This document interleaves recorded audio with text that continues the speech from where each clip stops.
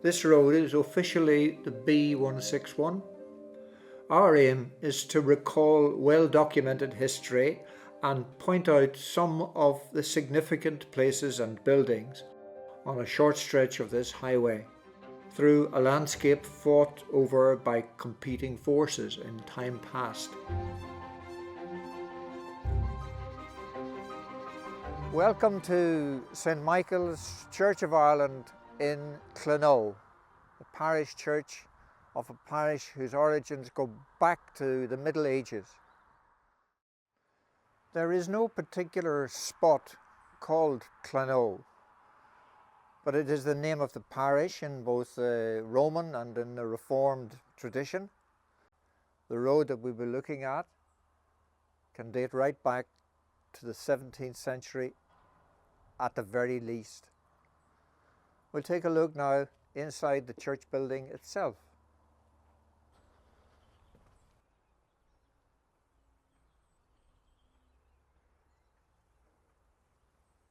Records of the rectors in St Michael's exist from the 15th century, and we have a list of rectors since 1431.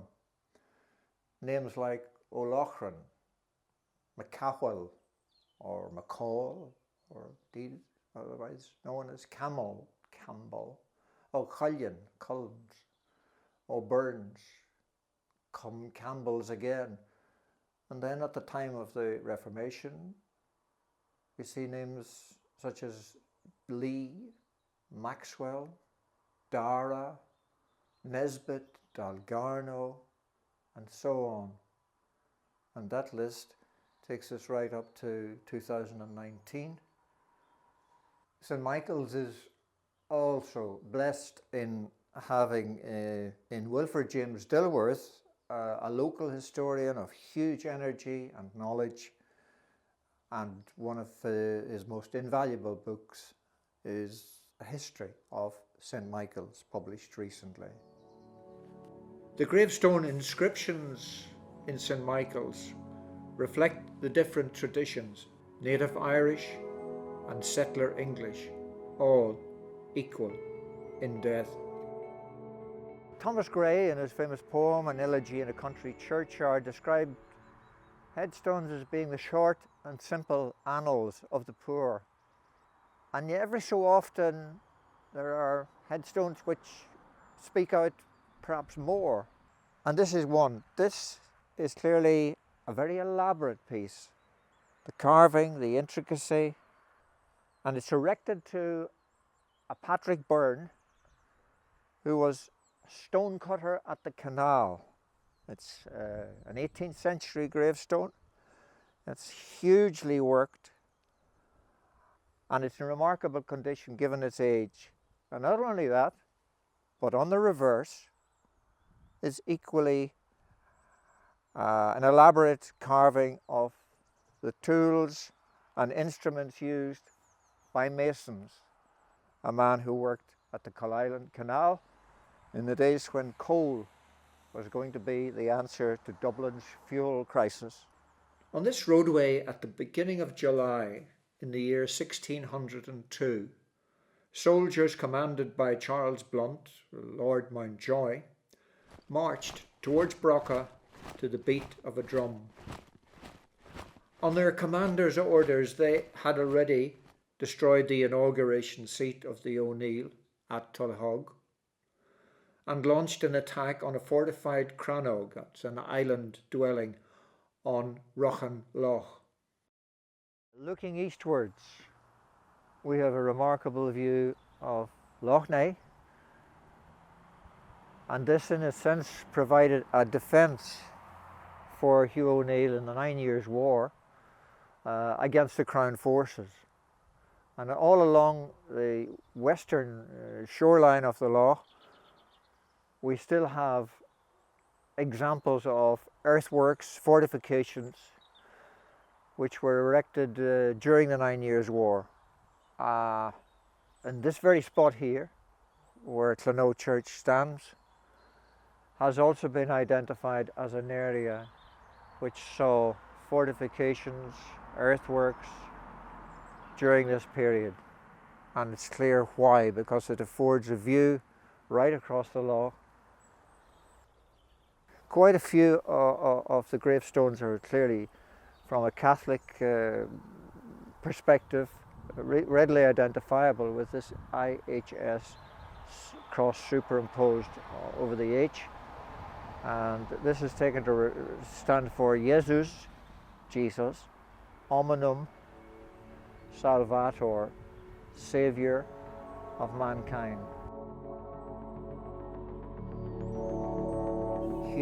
Major Hugh Mergaugh O'Neill is perhaps a bit of a mystery. He's certainly a mystery man.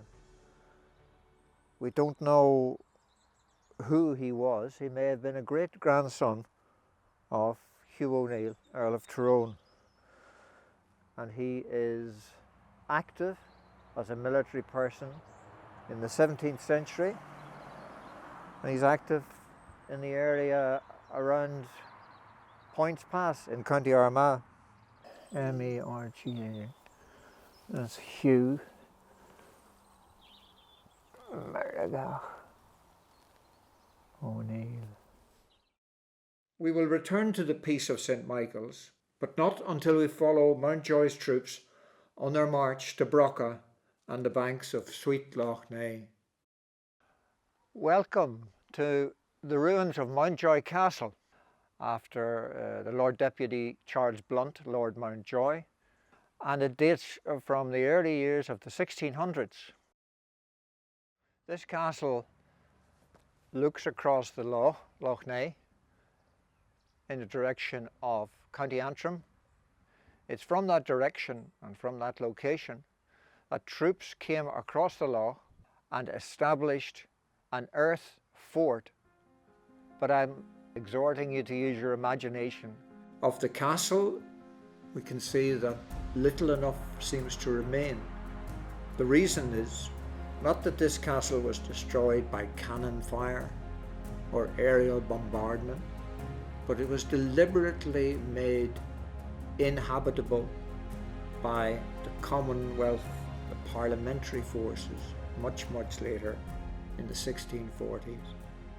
A nice feature here are these dips, caused, I would suggest, by years of that being used as a sharpening stone for weaponry, swords,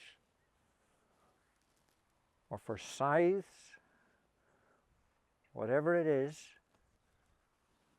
it has the feel of history. The brickwork that we see in this building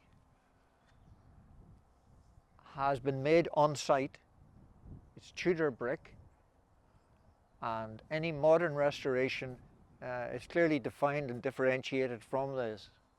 So the idea that we're looking at some material here which was baked on site, produced by the men, the masons who built this in 1603, 4, 5, the early 2 decades of the 17th century. It's just incredible. And some of the later maps show within the confines of the fort and in the outlying areas some substantial houses, but they are no longer visible except for one. We're in the townland of Clintycracken, and we're at a house called Belville, and this was the home of the Morris family.